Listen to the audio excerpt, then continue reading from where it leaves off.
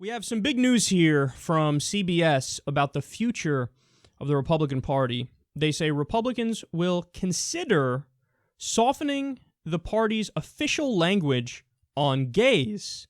Currently, the language adopted during the 2012 platform calls the redefinition of marriage by state courts an assault on the foundations of society.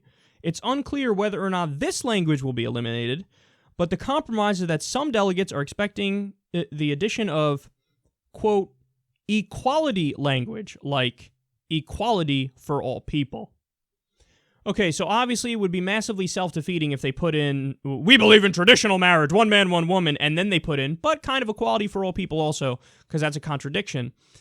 But the way the article explains it, it looks to me like there's a chance that they drop the idea that, you know, gay marriage is an assault on our values or whatever. So they could drop that and just have this vague assertion of, okay, equality. Okay, we believe in equality for all people, and they move on to the next thing. That would be huge. That would be huge. Why would that be huge? It would be huge because it shows you that the trends of history, the tides of history, have so thoroughly beaten back the conservatives on social issues in the United States that this isn't a fight anymore. It's utter domination. It's a fucking Tyson knockout in the first round. You know, think about how quick this gay marriage overcame the country. It wasn't that long ago where it wasn't even on the table. It wasn't even in the realm of discussion. And then we blink, some states fall, and then it gets to the Supreme Court, and the Supreme Court's like, yeah, equal protection under the law, we can interpret that as meaning gay people have a right to marry.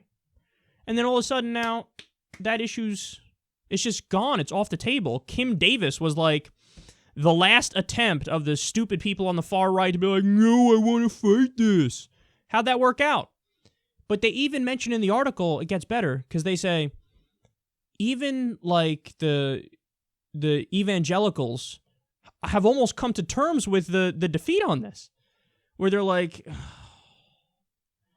I want to fight it, but when we fight it, now it's going to hurt us in the elections, and there's no way we win, and blah, blah, blah, blah, blah. And it's like, damn. Flawless victory, in the words of Mortal Kombat. That's what happened on this issue. And we see this time and time again with social issues specifically. So liberals have just utterly dominated on social issues for the longest time. Whenever there's a problem identified and we need to make changes, well, then eventually we get those changes on social issues. Economics is a different thing because economics, the liberals don't have the money, the corporations have the money, and they want to make things conservative and right-wing, or if anything, they want to make it corporatist. So they want to make socialism for them, for the rich and for corporations, and not for the people. So we lose on economic issues, but on social issues, shit, man.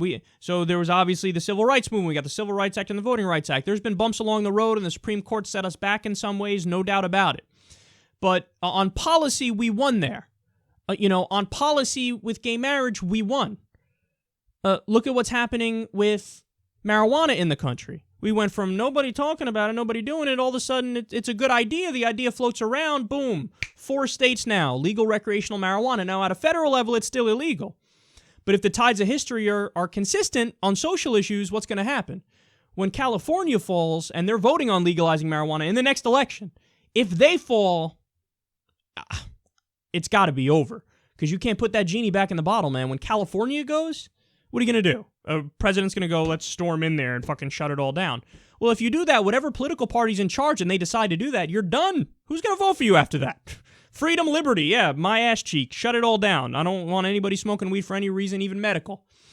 Okay, well then you made your bed, you got to sleep in it. You're making that party obsolete. So what's happened is the liberals have been so right all along on the social issues, and they've beaten back the right that now they're almost in full retreat on the issue of gay marriage. By the way, that doesn't mean that all the battles are won because, for example, over 20 states, it's still legal to discriminate against you if you're gay. So you can be fired because you're gay. You can be kicked out of a restaurant or a place of business because you're gay.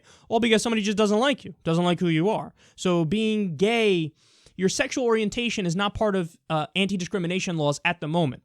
But that's another area where we can fight and hopefully we can win. You just got to put effort there. And, what this shows is if you fight hard and if you're consistent, yes, you can win. You can win. It's harder on economic issues because we don't have the money. But that just means we have to fight even harder. And that just means we have to not take no for an answer. And something that seemed impossible a decade ago, 15 years ago, having gay marriage in the country, the Republicans retreating from anti-gay language. Now that's on the table.